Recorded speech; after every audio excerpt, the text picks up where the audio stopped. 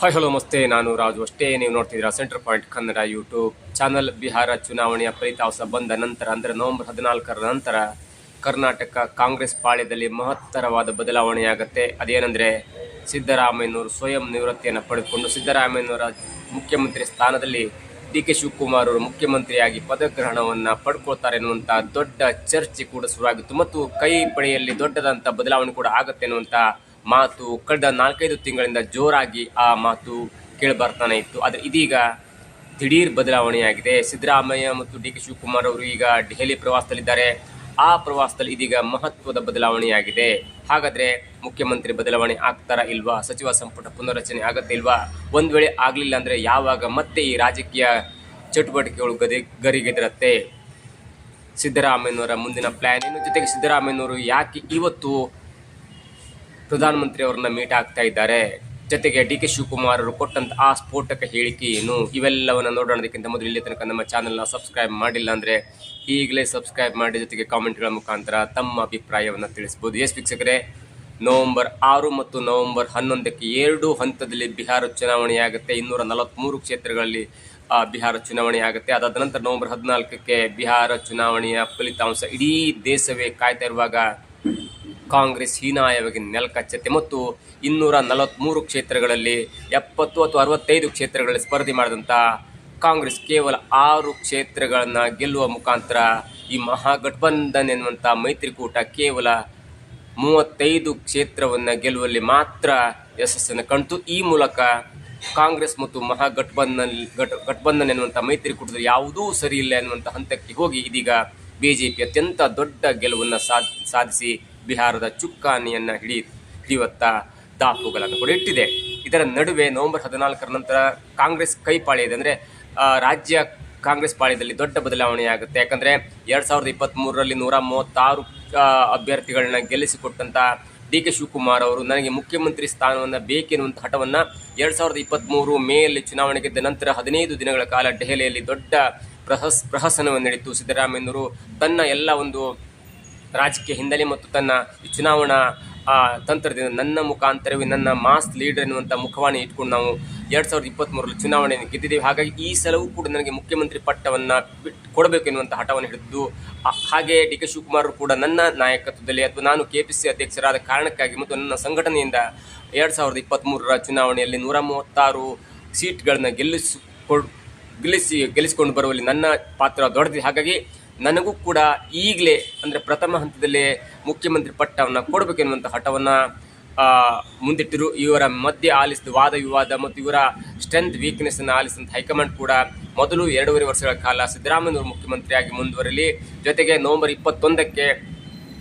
21ಕ್ಕೆ ಸಿದ್ದರಾಮಯ್ಯನವರ ಆಡಳಿತ 2.5 ವರ್ಷಗಳ ಕಾಲ ಮುಕ್ತಾಯವಾಗುತ್ತೆ. ಅದಾದ ನಂತರ ಆ 2.5 ವರ್ಷಗಳ ಕಾಲ ಆಡಳಿತ ಮುಕ್ತಾಯವಾದ ನಂತರ ಆ ಜಾಗದಲ್ಲಿ ಡಿ ಕೆ ಶಿವಕುಮಾರ್ ಅವರು ಮುಖ್ಯಮಂತ್ರಿ ಪಟ್ಟವನ್ನು ಅಲಂಕರಿಸ್ತಾರೆ. ಹಾಗಾಗಿ ನಿಮಗೆ 2.5 ವರ್ಷಗಳ ನಂತರ ಡಿ ಕೆ ಶಿವಕುಮಾರ್ ಅವರಿಗೆ ಮುಖ್ಯಮಂತ್ರಿ ಪಟ್ಟವನ್ನು ಬಿಟ್ಟುಕೊಡ್ತೇನೆ ಅನ್ನುವಂಥ ಈ ಕಾಂಗ್ರೆಸ್ ಹೈಕಮಾಂಡ್ನ ಒಂದು ಆಶ್ವಾಸನೆಯ ಮೇರೆಗೆ ಡಿ ಕೆ ಶಿವಕುಮಾರ್ ಕೂಡ ಸುಮ್ಮನಾಗಿದ್ದರು. ಯಾವಾಗ ಆ ಕಾಲ ಕೂಡಿ ಬಂತಲ್ಲ, ಆ ಕಾಲ ಕೂಡಿ ಬಂದ ನಂತರ ಅಥವಾ ಹತ್ರ ಡಿ ಕೆ ಶಿವಕುಮಾರ್ ಅವರು ಆಪ್ತ ಬಣ ಮತ್ತು ಡಿ ಕೆ ಶಿವಕುಮಾರ್ ಅವರು ಕೂಡ ಸ್ವತಃ ಒಂದು ಪರೋಕ್ಷ ಹೇಳಿಕೆಯನ್ನು ಕೊಡೋದ್ರ ಮುಖಾಂತರ ನಾನು ಕೂಡ ಪಕ್ಷಕ್ಕೆ ದುಡಿದಿದ್ದೇನೆ, ನಾನು ಪಕ್ಷಕ್ಕೆ ದುಡಿದ ಕಾರಣಕ್ಕಾಗಿ ನನಗೆ ಬರಬೇಕಾದಂಥ ಒಂದು ಪಾಲು ಬರಲೇಬೇಕಾಗುತ್ತೆ ಅನ್ನುವಂಥ ಒಂದು ನೇರವಾದ ಒಂದು ಕಾರಣವನ್ನು ಕೂಡ ಮುಂದಿಟ್ಟರು. ಅದಾದ ನಂತರ ಇದೀಗ ಬಿಹಾರ ಚುನಾವಣೆ ಎಲೆಕ್ಷನ್ ಆಯಿತು, ಫಲಿತಾಂಶ ಬಂತು, ಜೊತೆಗೆ ಕಾಂಗ್ರೆಸ್ ಪಕ್ಷ ಹೀನಾಯವಾಗಿ ಸೋಲು ಕಂಡಿದ್ದು ಕೂಡ ನಮ್ಮ ಕಣ್ಣು ಮುಂದಿದೆ. ಇದರ ನಡುವೆ ಇದೀಗ ನವೆಂಬರ್ 14ರ ನಂತರ ಎಲ್ಲರೂ ಕೂಡ ಇಬ್ಬರು ಅಂದರೆ ಸಿದ್ದರಾಮಯ್ಯ ಮತ್ತು ಡಿ ಕೆ ಶಿವಕುಮಾರ್ ಇಬ್ಬರು ಕೂಡ ಹೈಕಮಾಂಡನ್ನು ಮೀಟ್ ಮಾಡಿದರೆ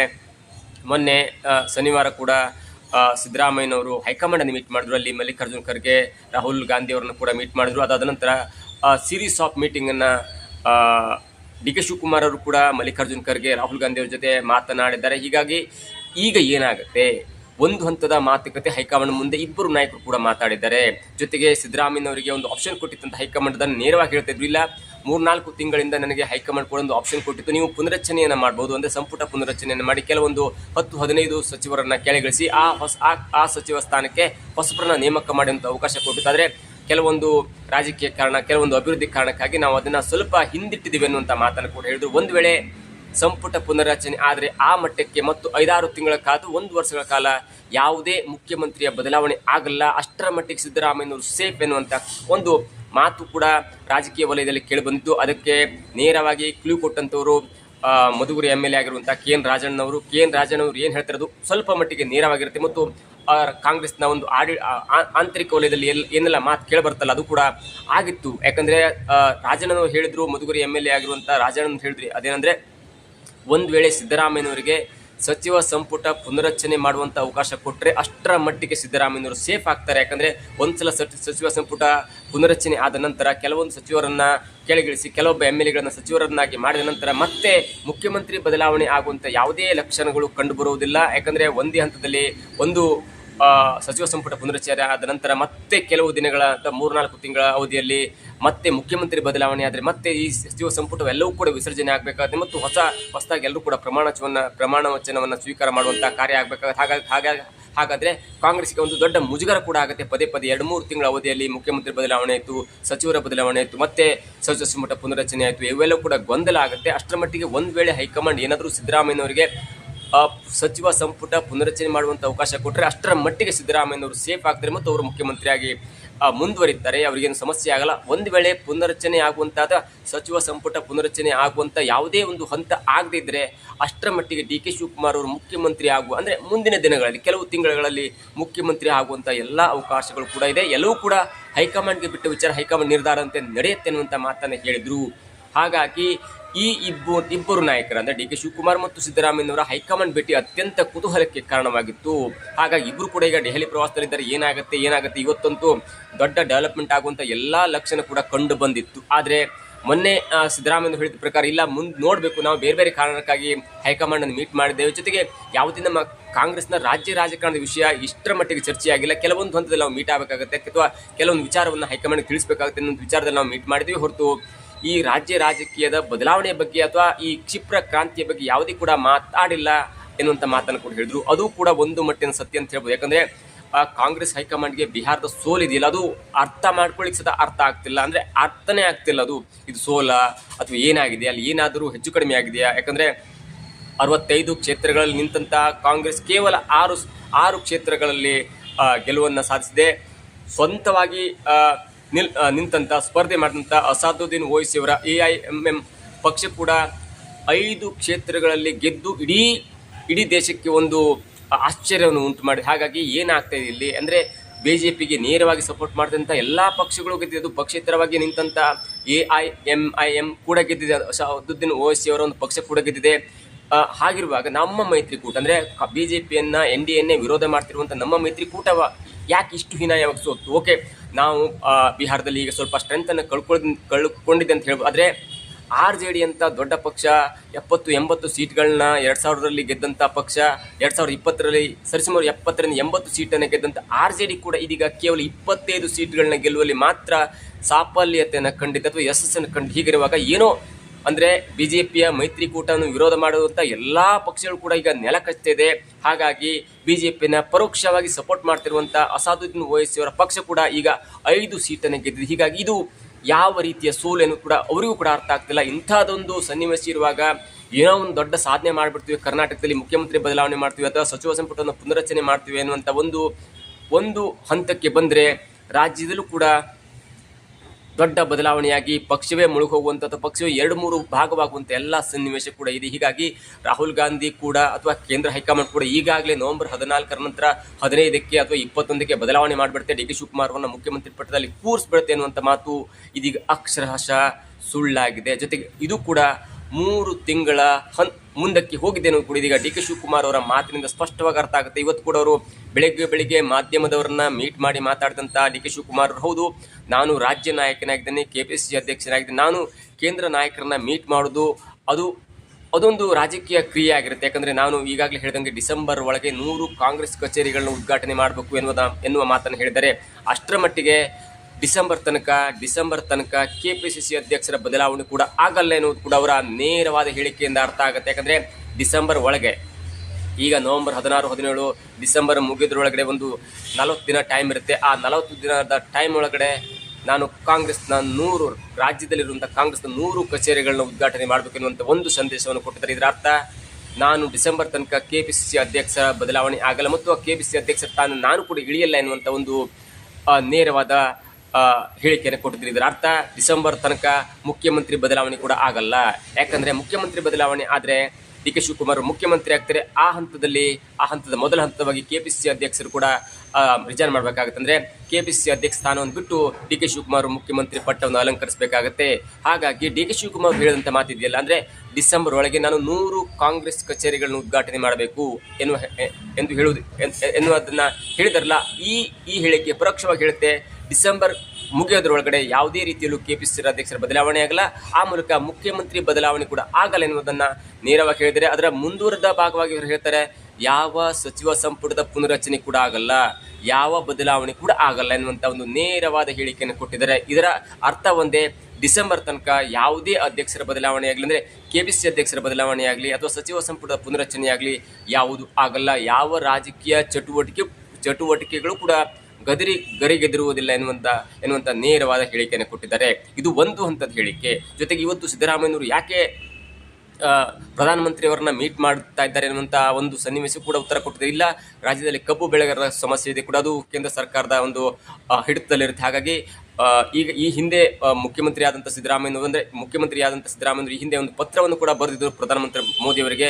ಕಬ್ಬು ಬೆಳೆಗಾರರ ಒಂದು ಸಮಸ್ಯೆಯನ್ನು ಪರಿಹಾರ ಮಾಡುವ ನಿಟ್ಟಿನಲ್ಲಿ ನಾವು ಮತ್ತು ನೀವು ಇಬ್ಬರು ಕೂತು ಮಾತಾಡಿ ಒಂದು ನಿರ್ಣಯವನ್ನು ಕೈಗೊಳ್ಳುವಂಥ ಒಂದು ಪತ್ರವನ್ನು ಬರೆದಿದ್ರು ಮತ್ತು ಅದಕ್ಕೆ ಬೇಕಾದಂಥ ಪೂರಕ ತಯಾರಿಯನ್ನು ಕೂಡ ನಾವು ಮಾಡ್ಕೊಂಡಿದ್ದೀವಿ. ನೀವು ಕೂಡ ಅದಕ್ಕೆ ಸಹಕರಿಸಬೇಕು. ಜೊತೆಗೆ ಅತ್ಯಂತ ಶೀಘ್ರದಲ್ಲಿ ಒಂದು ಮೀಟಿಂಗ್ ಕೂಡ ಅರೇಂಜ್ ಮಾಡಬೇಕೆನ್ನುವಂಥ ಪತ್ರವನ್ನು ಬರೆದಿದ್ರು. ಹಾಗಾಗಿ ಪ್ರಧಾನಮಂತ್ರಿ ಕಚೇರಿಯಿಂದ ಸಿದ್ದರಾಮಯ್ಯನವರಿಗೆ ಪತ್ರ ಬಂದಿದೆ, ನೀವು ಸೋಮವಾರ 5 ಗಂಟೆಗೆ ಪ್ರಧಾನಮಂತ್ರಿಯವರ ಜೊತೆ ಮೀಟಿಂಗ್ ಇದೆ ಎನ್ನುವಂಥ ಪತ್ರ ಕೂಡ ಬಂದಿದೆ ಮತ್ತು ಅಪಾಯಿಂಟ್ಮೆಂಟ್ ಕೂಡ ಫಿಕ್ಸ್ ಆಗಿದೆ. ಹಾಗಾಗಿ ಕಬ್ಬು ಬೆಳೆಗಾರರ ಒಂದು ಸಮಸ್ಯೆಯನ್ನು ನೀಗಿಸುವ ನಿಟ್ಟಿನಲ್ಲಿ ಇವತ್ತು ಸಿದ್ದರಾಮಯ್ಯ ಮತ್ತು ಪ್ರಧಾನಮಂತ್ರಿ ಮೋದಿಯವರು ಸುದೀರ್ಘವಾಗಿ ಚರ್ಚೆ ಮಾಡ್ತಾರೆ ಎನ್ನುವಂಥ ಒಂದು ಹೇಳಿಕೆಯನ್ನು ಕೊಟ್ಟಿದೆ. ಹಾಗಾಗಿ ಸಿದ್ದರಾಮಯ್ಯನವರು ಹೈಕಮಾಂಡ್ ಮೀಟ್ ಮಾಡಿದ್ದಾಗಲಿ, ಸಿದ್ದರಾಮಯ್ಯನವರು ಪ್ರಧಾನಮಂತ್ರಿಯವರನ್ನ ಮೀಟ್ ಮಾಡೋದಕ್ಕಾಗಲಿ ಯಾವುದಕ್ಕೂ ಕೂಡ ರಾಜಕೀಯದಲ್ಲಿ ಯಾವುದೇ ರಾಜಕೀಯ ಚಟುವಟಿಕೆ ಗರಿಗೆದರಲ್ಲ. ಜೊತೆಗೆ ಅದು ರಾಜ್ಯ ಸರ್ಕಾರ ಮಾಡುವಂಥ ಒಂದು ಹಂತ ಎನ್ನುವಂಥ ನೇರವಾದ ಹೇಳಿಕೆಯನ್ನು ಕೊಟ್ಟಿದ್ದಾರೆ. ಜೊತೆಗೆ ಇನ್ನು ಮುಂದೆ ನಾವು ಹೋಗೋದಾದರೆ ಮುಖ್ಯಮಂತ್ರಿ ಬದಲಾವಣೆ ಸದ್ಯಕ್ಕಿಲ್ಲ. ಸಿದ್ದರಾಮಯ್ಯನವರು ಒಂದೇ ಒಂದು ಬೇಡಿಕೆ ಇಟ್ಟಿದ್ದಾರೆ, ನಾನು ದೇವರಾಜು ಅರಸುವರ ಈ ದಾಖಲೆಯ ಮುಖ್ಯಮಂತ್ರಿ ಅವಧಿಯನ್ನು ನಾನು ಮುರಿಬೇಕು, ಅಂದರೆ 7 ವರ್ಷ 300 ದಿನಗಳ ಒಂದು ಅಧಿಕಾರ ಅವಧಿಯನ್ನು ನಾನು ಮುರಿಬೇಕು ಎನ್ನುವಂಥ ಒಂದು ಬೇಡಿಕೆ ಇಟ್ಟಿದ್ದಾರೆ. ಹಾಗಾಗಿ ಅದು ಜನವರಿ ಕೊನೆಯ ವೇಳೆಗೆ ಆ ಬೇಡಿಕೆ ಕೂಡ ಈಡೇರುತ್ತೆ. ಜನವರಿಯ ಕೊನೆಯ ವೇಳೆಗೆ ಆದ ನಂತರ ಫೆಬ್ರವರಿ 15ರ ವೇಳೆಗೆ, ಅಂದರೆ ಫೆಬ್ರವರಿ 15ಕ್ಕೆ ಶಿವರಾತ್ರಿ ಇದೆ. ಆ ಶಿವರಾತ್ರಿ ನಂತರ ರಾಜ್ಯದಲ್ಲಿ ದೊಡ್ಡ ಮಟ್ಟದ ರಾಜಕೀಯ ಚಟುವಟಿಕೆ ಗರಿಗೆದರತ್ತೆ ಮತ್ತು DK ಶಿವಕುಮಾರ್ ಅವರು ಕೂಡ ಈಗಿನ ಒಂದು ರಾಜಕೀಯ ಅಲ್ಲೋಲ ಕಲ್ಲೋಲ ಅಥವಾ ಕಬ್ಬು ಬೆಳೆಗಾರರ ಸಮಸ್ಯೆ ಮತ್ತು ಗುಂಡಿ ವಿಚಾರ ಮತ್ತು ಜೊತೆಗೆ ಅನೇಕ ಒಂದು ಆರ್ಥಿಕ ಸಮಸ್ಯೆಯ ನಡುವೆ ಕೂಡ ಸಿದ್ದರಾಮಯ್ಯನವರಿಗೆ ಹೇಳಿದ್ದಾರೆ ಅಥವಾ ಹೈಕಮಾಂಡ್ ಹೇಳಿದರೆ ಸಿದ್ದರಾಮಯ್ಯನವರು ಆ ಬೇಡಿಕೆಯನ್ನು ಈಡೇರಿಸಿ. ಯಾಕಂದರೆ ದೇವರಾಜು ಅರಸು ಒಂದು ಕೂಡ ಕರ್ನಾಟಕ ರಾಜ್ಯ ಕಂಡಂಥ ಒಬ್ಬ ಮೇಧಾವಿ ಮುಖ್ಯಮಂತ್ರಿ ಆಗಿದ್ದರು. ಅದಾದ ನಂತರ ರಾಜ್ಯ ಕಂಡಂಥ ಮತ್ತೊಬ್ಬ ಮುಖ್ಯಮಂತ್ರಿ ಯಾರಾದರೂ ಇದ್ದರೆ ಅದು ಸಿದ್ದರಾಮಯ್ಯನವರು ಎನ್ನುವಂಥ ಒಂದು ಹೇಳಿಕೆ ಕೂಡ ಇದೆ ಮತ್ತು ಅದು ರಾಜಕೀಯ ವಲಯಕ್ಕೆ ತಕ್ಕಂತೆ ಅದು ಸತ್ಯ ಕೂಡ ಹೌದು. ಹಾಗಾಗಿ ಅವರನ್ನು ಆ ದಾಖಲೆ ಮುರಿಯುವ ಮೊದಲೇ ನಾನೇನಾದರೂ ಸಿದ್ದರಾಮಯ್ಯನವರ ಪಟ್ಟಕ್ಕೆ ಬಂದು ಮುಖ್ಯಮಂತ್ರಿ ಆದರೆ ಅವರಿಗೆ 2 ಹೊರತಾಗುತ್ತೆ. ಆ ಹೊರತಕ್ಕಿಂತ ಅದು ನನ್ನ ಮೇಲೆ ಪರಿಣಾಮ ಬೀರುತ್ತೆ. ಚೆನ್ನಾಗಿ ಆಡಳಿತವನ್ನು ನಿರ್ವಹಿಸ್ತಾ ಇದ್ದಂಥ ಸಿದ್ದರಾಮಯ್ಯನವರು ಏಕಾಕಿಯಾಗಿ ಕೆಳಗಿಳಿಸಿದ್ರು. ಜೊತೆಗೆ ಅವರಿಗೊಂದು ದೊಡ್ಡ ಅವಕಾಶ ಇತ್ತು, ದೇವರಾಜು ಅರಸು ಅವರ ಒಂದು ದಾಖಲೆಯ ಮುಖ್ಯಮಂತ್ರಿ ಅವಧಿಯನ್ನು ಮುರಿಬೇಕೆನ್ನುವಂಥ ಅವಕಾಶ ಇತ್ತು. ಅದು ಕೂಡ DK ಶಿವಕುಮಾರ್ ಒಂದು ತಪ್ಪು ಹೋಯ್ತು ಎನ್ನುವಂಥ ಅಪವಾದ ಕೂಡ DK ಶಿವಕುಮಾರ್ಗೆ ಬರುತ್ತೆ. ಹಾಗಾಗಿ 3 ತಿಂಗಳ ಕಾಲ ಇದೀಗ DK ಶಿವಕುಮಾರ್ ಅವರು ಮುಖ್ಯಮಂತ್ರಿ ಆಗುವಂಥ ಹಂತ ಮುಂದಕ್ಕೆ ಹೋಗಿದೆ ಅಂತ ಹೇಳ್ಬೋದು. ಯಾಕಂದರೆ DK ಶಿವಕುಮಾರ್ ಅವರು ಹೇಳಿದಂತೆ ಅವರ ಮಾತಿನಲ್ಲಿ ಎಲ್ಲವೂ ಅರ್ಥ ಆಗುತ್ತೆ. ಸದ್ಯಕ್ಕೆ ಯಾವುದೇ ರಾಜಕೀಯ ಚಟುವಟಿಕೆ ಇಲ್ಲ.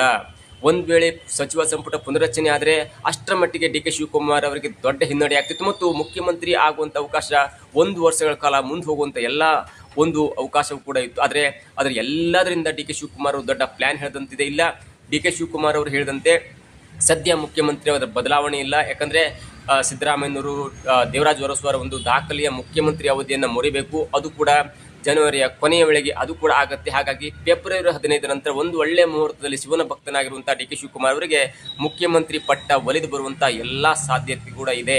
ಹಾಗಾಗಿ ಸದ್ಯದ ಮಟ್ಟಿಗೆ ಹೈಕಮಾಂಡ್ ಮೇಲೆ ಒತ್ತಡ ತಂದಂಥ DK ಶಿವಕುಮಾರ್ ಅವರು ಯಾವುದೇ ಕಾರಣಕ್ಕೂ ನೀವು ಸಚಿವ ಸಂಪುಟದ ಪುನರಚನೆ ಮಾಡಬಾರ್ದು. ಈಗಾಗಲೇ ಜಮೀರ್ ಅಹಮದ್ ಅವರು ಹೇಳಿದಂತೆ ಯಾವ ಕ್ರಾಂತಿಯೂ ಇಲ್ಲ, ಯಾವ ವಾಂತಿಯೂ ಇಲ್ಲ, ಅದು ಕೇವಲ ಬಿಜೆಪಿಯವರಿಗೆ ವಾಂತಿ ಭೇದಿ ಆಗುತ್ತೆ ಅನ್ನುವಂಥ ಹೇಳಿಕೆಯನ್ನು ಕೊಟ್ಟಿದ್ರು ಮತ್ತು ಅದು ಒಂದು ಥರ ಸಿದ್ದರಾಮಯ್ಯನವರ ಒಂದು ಯಶಸ್ಸಿನ ಗುಟ್ಟು ಎನ್ನುವಂತ ಹೇಳಿದ್ರು, ನಗ್ನಗ್ತಾನೆ ಹೇಳಿದ್ರು. ಇವೆಲ್ಲವೂ ಕೂಡ ಡಿ ಕೆ ಶಿವಕುಮಾರ್ ಅವರ ಒಂದು ಕಿವಿಗೆ ಬಿದ್ದಿದ್ದರ ಜೊತೆಗೆ ಡಿ ಕೆ ಶಿವಕುಮಾರ್ ಅವರು ಯಾವುದೇ ಒಂದು ನಿರ್ಣಯ ತೆಗೆದುಕೊಂಡ್ರು ಕೂಡ ಅದರ ಹಿಂದೆ ಅವರ ಸಹೋದರರಾದಂಥ ಡಿ ಕೆ ಸುರೇಶ್ ಅವರ ಒಂದು ಪಾತ್ರ ಇದ್ದೇ ಇರುತ್ತೆ. ಯಾಕಂದರೆ ಸಿದ್ದರಾಮಯ್ಯನವರಿಗೆ 2023ರಲ್ಲಿ ಮುಖ್ಯಮಂತ್ರಿ ಪಟ್ಟವನ್ನು ಬಿಟ್ಟುಕೊಡ್ಬೇಕೆಂದಾಗ ಸುತಾರಾಮ್ ಡಿ ಕೆ ಸುರೇಶ್ ಅವರು ಒಪ್ಪಲಿಲ್ಲ. ಅದಾದ ನಂತರ ನೇರವಾಗಿ ಡಿ ಕೆ ಸುರೇಶ್ ಮತ್ತು ಸೋನಿಯಾ ಗಾಂಧಿ, ಪ್ರಿಯಾಂಕಾ ವಾದ್ರಾ ಇವರೆಲ್ಲ ಕೂಡ ಮಾತಾಡಿದ ನಂತರ ಇಲ್ಲ, ನಿಮ್ಮ ಅಣ್ಣನನ್ನು ಮುಖ್ಯಮಂತ್ರಿ ಪಟ್ಟಕ್ಕೆ ಕೂರಿಸ್ತೇವೆ ಮತ್ತು ನಿಮ್ಮ ಅಣ್ಣನವರಿಗೆ ಮುಖ್ಯಮಂತ್ರಿ ಪಟ್ಟವನ್ನು ಕೊಡ್ತೀವಿ. ಆದರೆ 2.5 ವರ್ಷಗಳ ಕಾಲ ಹಿರಿಯರಾದಂಥ ಸಿದ್ದರಾಮಯ್ಯನವರಿಗೆ ಮುಖ್ಯಮಂತ್ರಿ ಪಟ್ಟವನ್ನು ಕೊಟ್ಟರೆ ಕಾಂಗ್ರೆಸ್ ಪಕ್ಷಕ್ಕೆ ಒಳ್ಳೆಯದಾಗುತ್ತೆ, ಅದಾದ ನಂತರ ನಿಮಗೆ ಮುಖ್ಯಮಂತ್ರಿ ಪಟ್ಟವನ್ನು ಕೊಡ್ತೇವೆ ಅನ್ನುವಂಥ ಮಾತನ್ನು ನೇರವಾಗಿ ಡಿ ಕೆ ಸುರೇಶ್ ಅವರಿಗೆ ಹೇಳಿ ಅವರ ಮನವನ್ನು ಒಲಿಸಿದ ನಂತರ ಡಿ ಕೆ ಶಿವಕುಮಾರ್ ಅವರು ಅದಕ್ಕೆ ಒಪ್ಪಿಕೊಂಡ್ರು ಎನ್ನುವಂಥ ಮಾತು ಇದೀಗ ರಾಜಕೀಯ ವಲಯದಲ್ಲಿ ಕೇಳಿಬರ್ತಾ ಇರುವಂಥ ಒಂದು ಹಳೆಯ ಸುದ್ದಿ. ಹೀಗಾಗಿ ಮೊನ್ನೆಯಿಂದ ಡಿ ಕೆ ಸುರೇಶ್ ಅವರು ಸ್ವಲ್ಪ ಗರಂ ಆಗಿದ್ದಾರೆ ಅಂತ ಹೇಳ್ಬೋದು. ಅವರು ಕೂಡ ಕೆಲವೊಂದು ಸ್ಟೇಟ್ಮೆಂಟ್ ಅನ್ನು ಕೊಟ್ಟಿದ್ರು. ಡಿ ಕೆ ಶಿವಕುಮಾರ್ ಅವರಿಗೆ ಕೆಪಿಸಿ ಅಧ್ಯಕ್ಷ ಸ್ಥಾನದಲ್ಲಿ ಮುಂದುವರಿಯುವಂಥ ಒಂದು ಮನಸ್ಸಿಲ್ಲ ಎನ್ನುವಂಥ ಮಾತನ್ನು ಹೇಳಿದ್ರು. ಇದರ ಅರ್ಥ ಡಿ ಕೆ ಶಿವಕುಮಾರ್ ಅವರಿಗೆ ಕೆಪಿಸಿ ಅಧ್ಯಕ್ಷ ಸ್ಥಾನದಲ್ಲಿ ಮುಂದುವರಿಯುವಂಥ ಮನಸ್ಸಿಲ್ಲ, ಹಾಗಾಗಿ ಅವರಿಗೆ ಮುಖ್ಯಮಂತ್ರಿ ಪಟ್ಟವನ್ನು ಕೊಡಲೇಬೇಕು ಎನ್ನುವಂಥ ಒಂದು ನೇರವಾದ ಮಾತನ್ನು ಕೂಡ ಹೇಳಿದ್ರು. ಜೊತೆಗೆ ಈ ಹಿಂದೆ ಹೇಳಿದಂತೆ ನಮ್ಮಣ್ಣನನ್ನು ನಾನು ಮುಖ್ಯಮಂತ್ರಿ ಪಟ್ಟದಲ್ಲಿ ನೋಡುವಂಥ ಆಸೆ ಮೊದಲಿಂದ ಹೇಳ್ಕೊಂಡು ಬರ್ತಾ ಇದ್ದೇನೆ, ಈಗಲೂ ಕೂಡ ಅದನ್ನೇ ಮಾತನ್ನು ಹೇಳ್ತಾ ಇದ್ದೇನೆ. ಆದರೆ ಕಾಂಗ್ರೆಸ್ ಪಕ್ಷ ಯಾವ ನಿರ್ಣಯವನ್ನು ಕೈಗೊಳ್ಳುತ್ತೆ ಎಲ್ಲವೂ ಕೂಡ ಕಾದು ನೋಡಬೇಕು ಎನ್ನುವಂಥ ಮಾತನ್ನು ಪದೇ ಪದೇ ಹೇಳ್ತಾ ಇದ್ರು. ಇವೆಲ್ಲವನ್ನು ಗಮನಿಸ್ತಾ ಇದ್ದೆ. ಮತ್ತು ಇವತ್ತು ಡಿ ಕೆ ಶಿವಕುಮಾರ್ ಅವರು ಕೊಟ್ಟಂಥ ಸ್ಫೋಟಕ ಹೇಳಿಕೆ ಇದಿಲ್ಲ, ಯಾವುದೇ ಕಾರಣಕ್ಕೂ ರಾಜ್ಯದಲ್ಲಿ ಸಚಿವ ಸಂಪುಟ ಪುನರಚನೆ ಇಲ್ಲ ಎನ್ನುವಂಥ ಮಾತನ್ನು ಹೇಳ್ತಾ ಇದ್ದದ್ದನ್ನು ನೋಡ್ತಾ ಇದ್ರೆ ರಾಜ್ಯದಲ್ಲಿ ಈ ಕ್ಷಿಪ್ರ ಕ್ರಾಂತಿಯ ಬದಲಾವಣೆ ಫೆಬ್ರವರಿ 15ರ ತನಕ ಮುಂದೆ ಹೋಗಿದೆ. ಫೆಬ್ರವರಿ 15ರ ನಂತರ ಒಂದು ಒಳ್ಳೆಯ ಮುಹೂರ್ತದಲ್ಲಿ ಡಿ ಕೆ ಶಿವಕುಮಾರ್ ಅವರಿಗೆ ಮುಖ್ಯಮಂತ್ರಿ ಪಟ್ಟ ಸಿಗುವಂಥ ಎಲ್ಲ ಲಕ್ಷಣಗಳು ಕೂಡ ಕಂಡು ಬರ್ತಿದೆ. ಅಷ್ಟರ ಮಟ್ಟಿಗೆ ಈ ನವೆಂಬರ್ ಕ್ರಾಂತಿಯನ್ನು ಮುಂದೆ ಹಾಕಿದರೆ ಅದು ಇಬ್ಬರಿಗೂ ಕೂಡ ಒಳ್ಳೆಯದಾಗುತ್ತೆ. ಒಂದು ಕಡೆ ಸಿದ್ದರಾಮಯ್ಯನವರಿಗೆ ಮುಖ್ಯಮಂತ್ರಿ ಉಳಿಸ್ಕೊಂಡೆ ಎನ್ನುವಂಥ ಒಂದು ಯಶಸ್ಸು ಕಂಡ್ರೆ, ಮತ್ತೊಂದು ಕಡೆ ಮುಖ್ಯಮಂತ್ರಿ ಅವರ ಬದಲಾವಣೆ ಮಾಡಿಕೊಂಡು ತನ್ನಗೆ ಕೆಟ್ಟ ಹೆಸರು ಬರಬಾರ್ದು ಎನ್ನುವಂಥ ಒಂದು ಆಲೋಚನೆಯಲ್ಲಿರುವಂಥ ಡಿ ಕೆ ಶಿವಕುಮಾರ್ ಅವರು ಕೂಡ ಇಲ್ಲ, 3 ತಿಂಗಳ ಕಾಲ ಮುಂದಕ್ಕೆ ಹೋಗಿ ಜನವರಿಯ ನಂತರ ಫೆಬ್ರವರಿ 15ರ ಒಂದು ಆಸ್ಪಾಸ್ನಲ್ಲಿ ಶಿವರಾತ್ರಿ ಕಳೆದ ನಂತರ ತನಗೆ ಡಿ ಕೆ ಶಿವಕುಮಾರ್ ಆದಂಥ ತನಗೆ ಒಳ್ಳೆಯದಾಗುತ್ತೆ ಮತ್ತು ಶಿವನ ಭಕ್ತರಾದಂಥ ತನಗೂ ಕೂಡ ಒಳ್ಳೆಯದಾಗುತ್ತೆ, ಈಗ ಬೇಡ ಎನ್ನುವಂಥ ಮಾತನ್ನು ಕೂಡ ಡಿ ಕೆ ಶಿವಕುಮಾರ್ ಅವರು ಹೈಕಮಾಂಡ್ ಮುಂದೆ ಸಂಕ್ಷಿಪ್ತವಾಗಿ ಹೇಳಿದ್ದಾರೆ. ಜೊತೆಗೆ ಬಿಹಾರ ಚುನಾವಣೆಯಲ್ಲಿ ಕೂಡ ಡಿ ಕೆ ಶಿವಕುಮಾರ್ ಅವರ ಪಾತ್ರ ದೊಡ್ಡದಿತ್ತು, ಅದು ಸೋಲಾಗಲಿ ಗೆಲುವಾಗಲಿ, ಆದರೂ ಕೂಡ ಡಿ ಕೆ ಶಿವಕುಮಾರ್ ಒಂದು ತಂತ್ರ ಆಗಿರ್ಬೋದು ಅಥವಾ ತನು ಮನ ಧನ ಸಹ ಎಲ್ಲವೂ ಕೂಡ ದೊಡ್ಡದಾಗಿತ್ತು. ಅದರ ಜೊತೆಗೆ ಡಿ ಕೆ ಸುರೇಶ್ ಅವರು ಕೂಡ ಬಿಹಾರ ಚುನಾವಣೆಯಲ್ಲಿ ಒಂದು ದೊಡ್ಡ ಪಾತ್ರವನ್ನು ವಹಿಸಿದ್ರು ಎನ್ನುವಂಥ ಮಾತು ಇದೀಗ ರಾಜಕೀಯ ವಲಯದಲ್ಲಿ ದೊಡ್ಡದಾಗಿ ಕೇಳಿಬರ್ತಿದೆ. ಏನೇ ಆಗಲಿ, ರಾಹುಲ್ ಗಾಂಧಿ ಆಗಲಿ, ಮಲ್ಲಿಕಾರ್ಜುನ್ ಖರ್ಗೆ ಆಗಲಿ, ಎಲ್ಲದರ ಅಭಿಪ್ರಾಯ ಒಂದೇ, ಸಿದ್ದರಾಮಯ್ಯರು ಸ್ವಲ್ಪ ದಿನ ಮುಂದುವರಿಲಿ, ಅದಾದ ನಂತರ ನಿಮಗೆ ಪಟ್ಟವನ್ನು ಬಿಟ್ಟು ಕೊಡ್ತೇವೆ ಎನ್ನುವಂಥ ಮಾತು ಇದೀಗ ಕೇಳಿ ಬರ್ತಾ ಇದೆ. ಇದರ ಜೊತೆಗೆ ಮಲ್ಲಿಕಾರ್ಜುನ್ ಖರ್ಗೆ ಅವರ ಮತ್ತೊಂದು ಪ್ಲಾನ್ ಕೂಡ ಇದೆ. ಒಂದು ವೇಳೆ ಡಿ ಕೆ ಶಿವಕುಮಾರ್ ಮುಖ್ಯಮಂತ್ರಿ ಆದರೆ ತನ್ನ ಮಗನಾದಂಥ ಪ್ರಿಯಾಂಕ್ ಖರ್ಗೆ ಅವರು ಕೂಡ ಉಪಮುಖ್ಯಮಂತ್ರಿ ಆಗ್ತಾರೆ ದಲಿತ ಕೋಟದಿಂದ ಎನ್ನುವಂಥ ಮಾತು ಇದೀಗ, ಅಥವಾ ಅವರ ಯೋಚನೆ ಕೂಡ ಒಂದು ಸಿದ್ಧ ಸೂತ್ರದಿಂದ ಹಣೆಯಲಾಗಿದೆ. ಹೀಗಾಗಿ ವಯೋಸಹಜ ಕಾರಣದಿಂದ ಫೆಬ್ರವರಿ ವೇಳೆಗೆ ಸಿದ್ದರಾಮಯ್ಯನವ್ರನ್ನ ಕೆಳಗಿಳಿಸಿ ಅದಾದ ನಂತರ ಅವರ ಪಟ್ಟಕ್ಕೆ ಡಿ ಕೆ ಶಿವಕುಮಾರ್ ಅವರನ್ನೇನಾದರೂ CM ಪಟ್ಟಕ್ಕೆ ಕೂರಿಸಿದರೆ ಅಷ್ಟರ ಮಟ್ಟಿಗೆ ಪ್ರಿಯಾಂಕ್ ಖರ್ಗೆ ಅವರು ಉಪಮುಖ್ಯಮಂತ್ರಿ ಆಗುವುದರಲ್ಲಿ ಯಾವುದೇ ಸಂದೇಹ ಇಲ್ಲ. ಮತ್ತು ಅದಾದಂಥ ಯಾವ ಬೆಳವಣಿಗೆ ಆಗುತ್ತೆ ಅನ್ನೋದು ಕೂಡ ಕಾದು ನೋಡಬೇಕಾಗಿದೆ. ಇವತ್ತು ದೆಹಲಿಯಲ್ಲಿ ಇಬ್ಬರು ನಾಯಕರು ಬಿಟ್ಬಿಟ್ಟಿದ್ದಾರೆ. ಜೊತೆಗೆ ಸಿದ್ದರಾಮಯ್ಯನವರು ಪ್ರಧಾನಮಂತ್ರಿಯವರನ್ನ ಮೀಟ್ ಮಾಡ್ತಾ ಇದ್ದಾರೆ. ಜೊತೆಗೆ ಸೀರಿಯಸ್ ಆಗಿ ಬೇರೆ ಬೇರೆ ಕಾರಣಗಳಿಗೆ ಅಥವಾ ರಾಜ್ಯದಲ್ಲಿರುವಂಥ ಈ ಕಾಂಗ್ರೆಸ್ ಕಚೇರಿಗಳ ಉದ್ಘಾಟನೆ ಸಲುವಾಗಿ ಡೇಟ್ ಪಡ್ಕೊಂಡು ಯಾವ್ಯಾವ ನಾಯಕರು ಎಲ್ಲಿ ಬರಬೇಕು ಮತ್ತು ರಾಹುಲ್ ಗಾಂಧಿ ಅವರನ್ನ ಯಾವ ದಿನ ಕರೆಸಬೇಕು ಮತ್ತು ಯಾವೆಲ್ಲ ದಿನ ಈ 3 ಕಾಂಗ್ರೆಸ್ ಕಚೇರಿಗಳನ್ನ ಉದ್ಘಾಟನೆ ಮಾಡಬೇಕು ಎನ್ನುವಂಥ ಒಂದು ಲೆಕ್ಕಾಚಾರ ಕೂಡ ಇದೀಗ ಅಂತಿಮ ಹಂತಕ್ಕೆ ತಲುಪಿದೆ ಅನ್ನೋದು ಕೂಡ ಈಗ ಡಿ ಕೆ ಶಿವಕುಮಾರ್ ಅವರ ಮಾತಿಂದ ಸ್ಪಷ್ಟವಾಗುತ್ತೆ. ಜೊತೆಗೆ ಈ ಮುಖ್ಯಮಂತ್ರಿ ಬದಲಾವಣೆ ಆಗುವಂಥ ಈ ಕ್ಷಿಪ್ರ ಕ್ರಾಂತಿ ಅಥವಾ ನವೆಂಬರ್ ಕ್ರಾಂತಿ 3 ತಿಂಗಳ ಕಾಲ ಮುಂದೆ ಹೋಗಿದೆ ಅನ್ನೋದು ಕೂಡ ಅವರ ಮಾತಿಂದ ಅರ್ಥ ಆಗುತ್ತೆ. ಇದಾಗುತ್ತೆ ಇವತ್ತಿನ ವಿಶೇಷ. ನೋಡ್ತಾ ಇರಿ centre point Kannada YouTube channel.